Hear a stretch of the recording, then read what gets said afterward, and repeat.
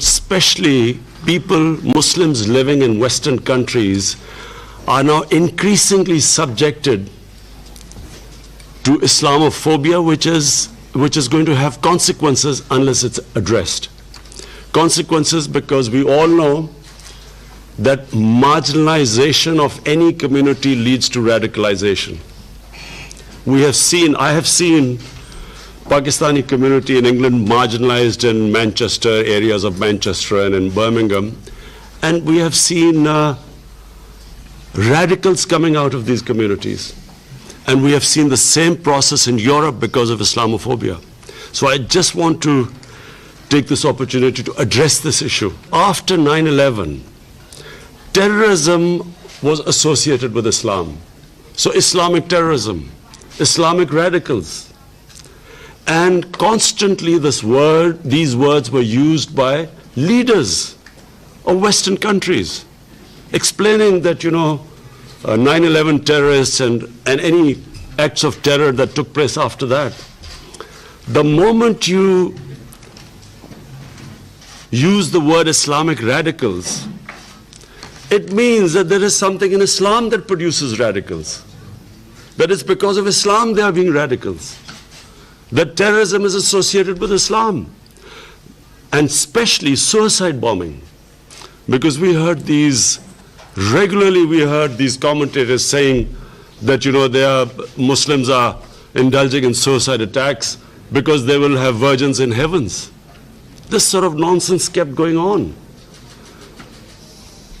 Just a brief, anyone who knows about history, desperate human beings throughout history have committed what are called suicide attacks.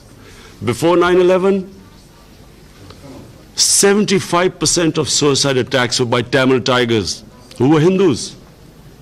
No one talked about Hinduism having anything to do with that, with the suicide attacks. And we have watched so many films of the Japanese suicide attacks on American ships at the end of Second World War.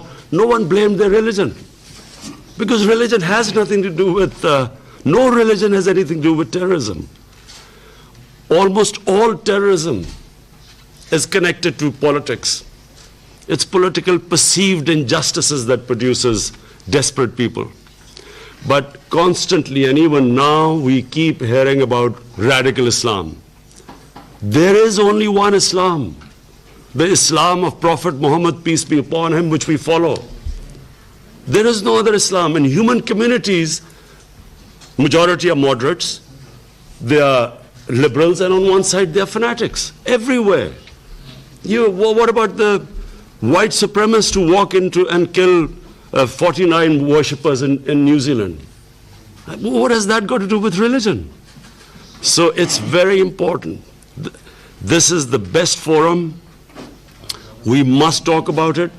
Muslims must talk about separating terrorism with Islam. Yes, Muslim societies have fanatics, same as Christian societies, same as Jewish societies.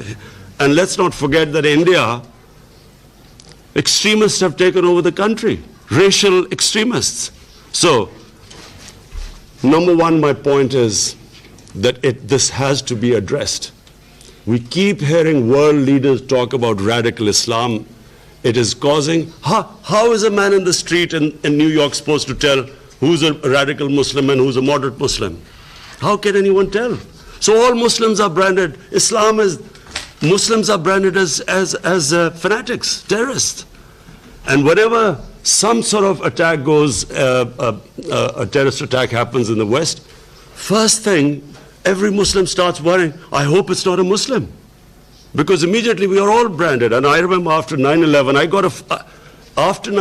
get a phone call from this Western journalist, and he said, aren't you really ashamed of what has happened?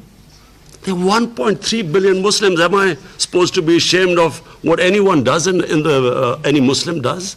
Second, I have seen this since that awful man Salman Rushdie produced a book called The Satanic Verses. It was mocking, ridiculing a holy prophet, peace be upon him. And I realized, because I was playing sports at that time, and I spent a lot of my time in England, and I understand the Western mindset. People in the West could not understand the pain that it caused to the Muslim world. Because Europe especially, they do not regard religion as we Muslims regard. We live our religion. They have a completely different attitude to religion.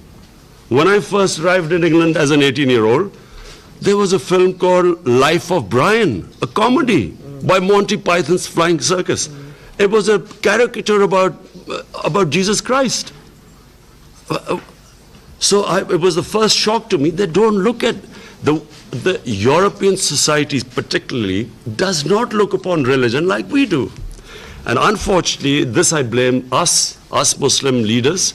We have not explained to the Western societies how painful it is when our Prophet is maligned, mocked, ridiculed. It causes, why does it cause so much pain to us? Because the Prophet lives in our hearts.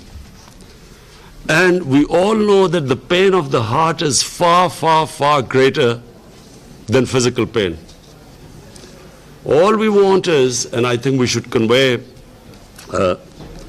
President Erdogan and other Muslim leaders, we should all convey to the Western leaders, especially the Western leaders, that the way, the sensitive way Holocaust is treated in the West, because it gives pain to the Jewish people. And quite rightly, it should be.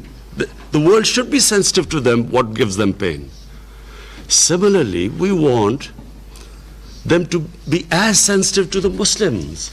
When someone ridicules, blasphemes our Prophet sallallahu alaihi wasallam. And I think it's very important for communities to live together, to understand each other. And therefore, these 2 points, in my opinion, have contributed more to Islamophobia than anything else. Because every 2 or 3 years, someone in the European or US cities, someone comes up with a caricature of a prophet, peace be upon him, or this is something which is derogatory. There's a reaction amongst the Muslims. And then everyone says, look, what an intolerant religion it is. Immediately, the gulf between the communities widens, because they don't understand why it's causing us pain. We haven't explained to them. And yet there is a certain small section of society which knows that it's going to cause us pain, and they deliberately do it to make the fishes wider. So this is a great forum, the UN. All world leaders are here.